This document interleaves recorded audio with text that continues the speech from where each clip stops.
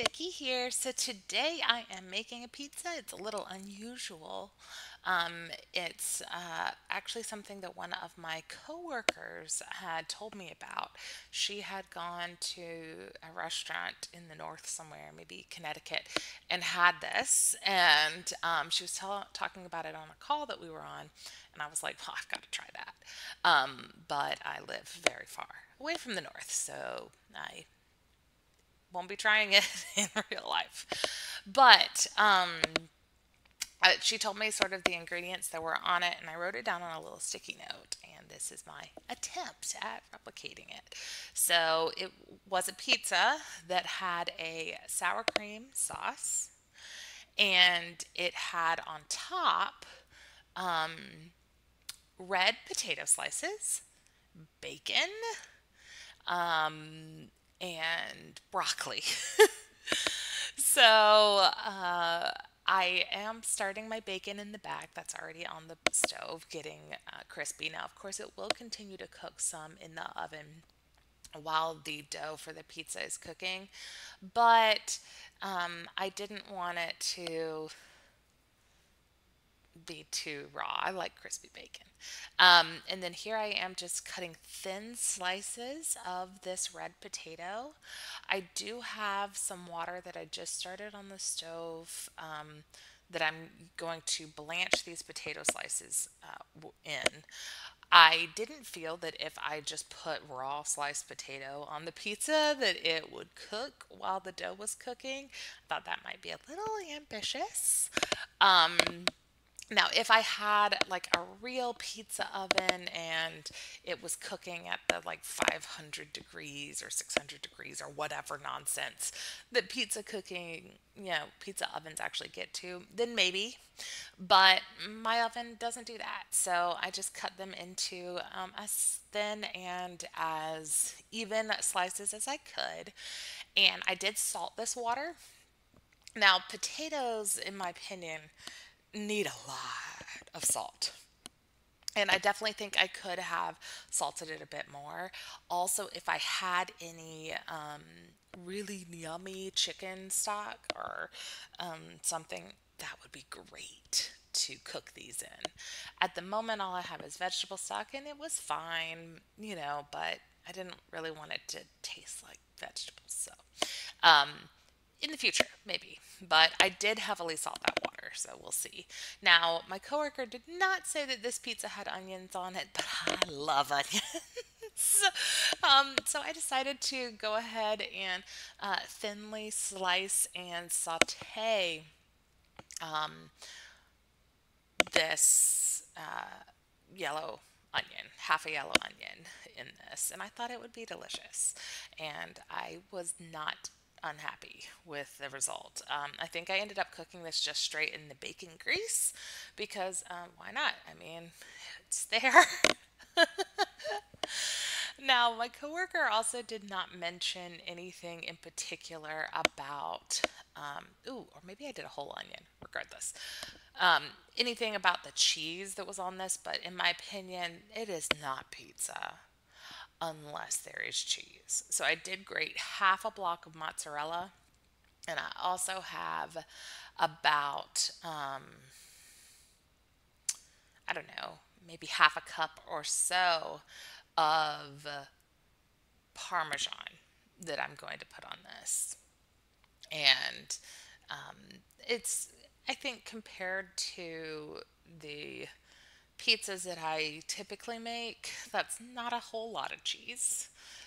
So it's certainly less than what I would see on a cheese pizza or pepperoni or any number of things. But just getting my bacon flipped a little and also sort of moving around those potato slices just so that they're getting evenly cooked. The first strips of bacon were ready to come off the burner. So I am going to drain these on a paper towel. I do like bacon fat, okay, but like everything that is delicious, like in moderation. right? So I drained those. I cooked the onions in that bacon fat. And there's a little sticky note reminding me what was on this. And I put the onions there to drain as well because I didn't want too much going on in my pizza. Now, I forgot to film it, but I did make a sauce for the base, and it's mostly sour cream. I diluted it with a little bit of water, and then I seasoned it with these things that I'm showing you. So it was garlic powder, onion powder, paprika, salt and pepper. So I kept the seasoning pretty simple, pretty mild, um, and yeah, just getting all my ingredients together. Now that everything is cooked, I'm pretty close to being ready to assemble my pizza.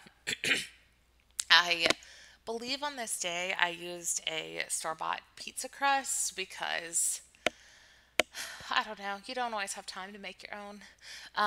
But I did have to wash this sheet pan, so I was making sure that it was quite dry before I put the pizza crust on it. I also do have my broccoli here.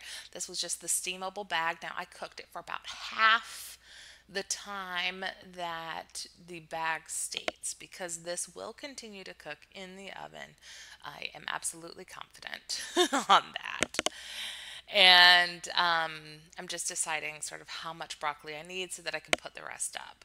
Now, both the broccoli and the potato slices that were in the boiling water are damp, and I don't want to introduce too much moisture to my pizza. So I put a towel on the bottom and a towel on top, and I pressed some of the liquid out of that.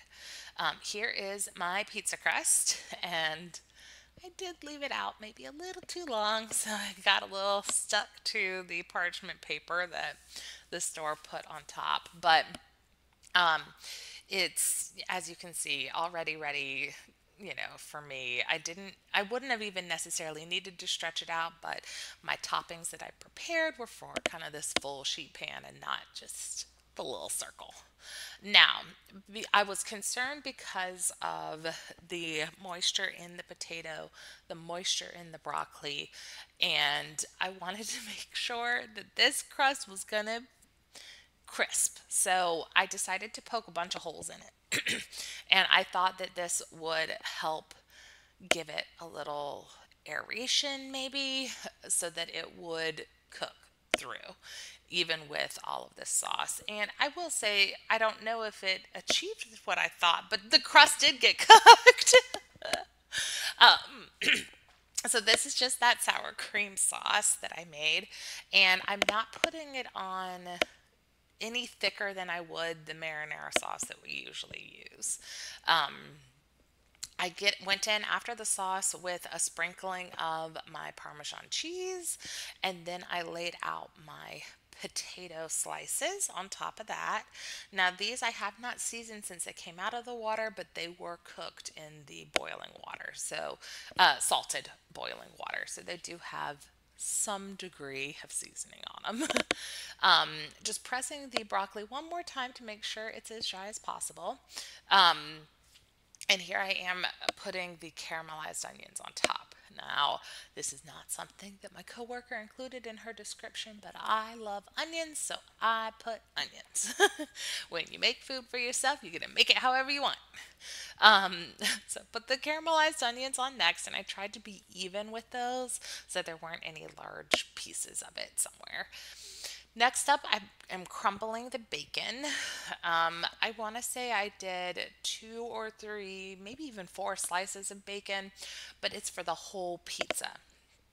So it was not overly bacon forward. I certainly could have put more bacon on here. And next up, I'm adding the mozzarella cheese. So this is what gives it that like good cheesy meltiness. Now it's not even enough cheese to fully cover this pizza, so it's certainly less cheesy than most pizzas I make. Now I'm adding the broccoli, and I did break up the larger florets into smaller pieces because at the end of the day, I want everything that's on here to be chewable, right, and bite size. And then I'm topping off with a little bit more Parmesan. This went into the oven at, I think, 425 for about 20 minutes until everything was just golden brown and delicious. I did have to spend a little time cleaning up after myself. The kids' pizza and my husband's pizza was ready, so I got that sliced up while I was waiting. They had just cheese and sausage, so nothing, and marinara sauce, nothing fancy. But you know, I I really enjoyed how this, I don't even know what to call it, potato broccoli pizza turned out. I think next time I make this, I would maybe even caramelize the onions a little bit longer, and also maybe roast the broccoli some beforehand, because I think that like charred flavor on the end of the broccoli would have been delicious.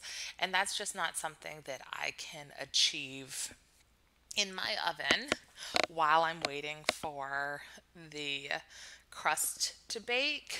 But I think that would have been so good. But yeah, this whole start to finish took about 25 minutes. So yeah, it's a little involved. And that is having bought the store-bought dough. But honestly, we do pizza night every Friday. I'm not an overly big lover of pizza. And so this gives me an alternative, which was very, very enjoyable. So let me show you how it turned out. All right, so this is it fresh out of the oven. And you can see the broccoli did get like some of the little tinge of that char on it, but not really. I did let it cool out on the counter for 5 to 10 minutes before trying to remove it from the pan. That's something that I typically do every time I make pizza for us, because I don't want to burn myself. And I don't know. I think that the pizza dough, does better if you let it sit for a second. Now, what I will say is these broccoli florets were hard to cut through. If I had my other pizza cutter, the one that's basically just like a giant knife, I think that would have been better. Um, but it was delicious. It was delicious. 10 out of 10. Do recommend. And honestly, I probably could have cooked it even a little bit longer than I did, but I was hungry and it looked amazing. So, you know, get what you get. But yeah, this is what my plate looked like, and hope you enjoyed. Until next time, toodaloo.